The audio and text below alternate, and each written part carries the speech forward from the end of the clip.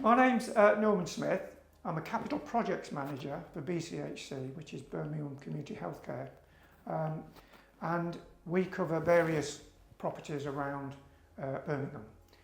One of the properties that we have is Sutton Cottage Hospital, which is just next door to us where we are now.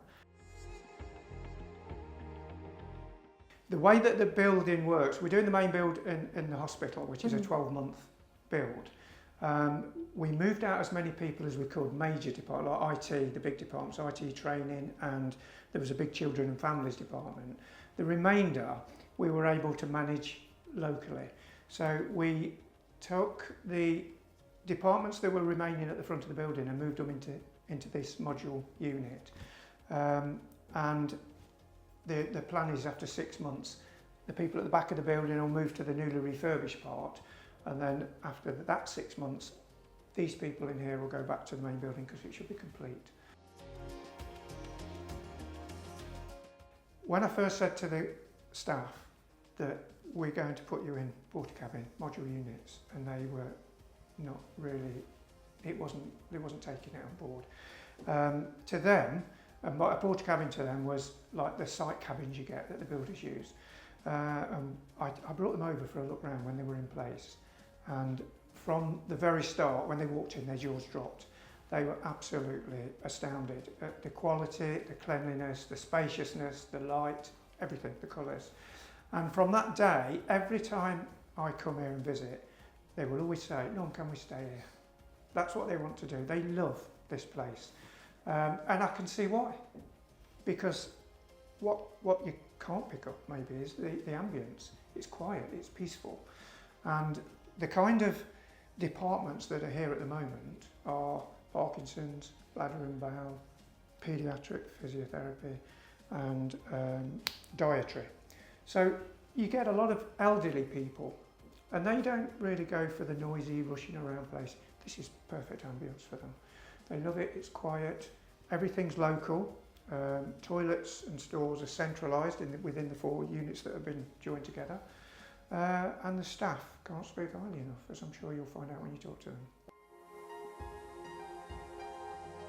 I would say that as processes go, you're always going to get the odd glitch and the curveball that comes your way.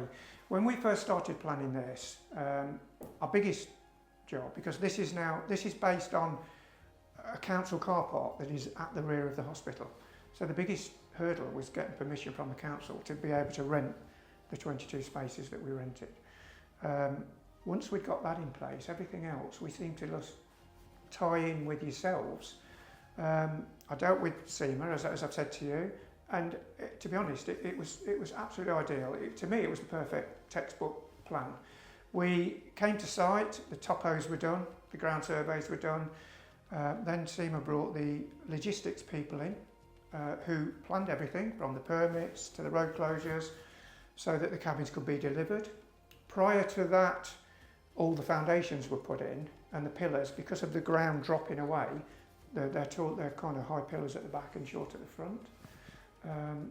The other, I wouldn't say issue, challenge is a better word, was because of the fall also going towards the road on the car park.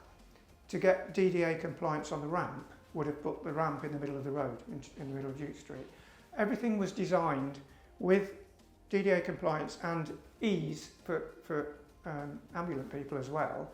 And the ramp was redesigned within 4 or 5 days, and it's constructed to that new design. So once we'd moved in, if there was any issues, snagging, as you would get in any place, they've been resolved.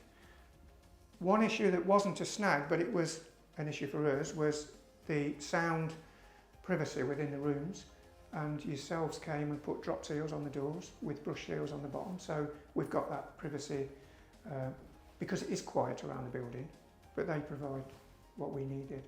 So little things like that has always been resolved. And the best thing is, if I ring SEMA up and say, SEMA, there's just an issue, when you've got time, it's not a showstopper.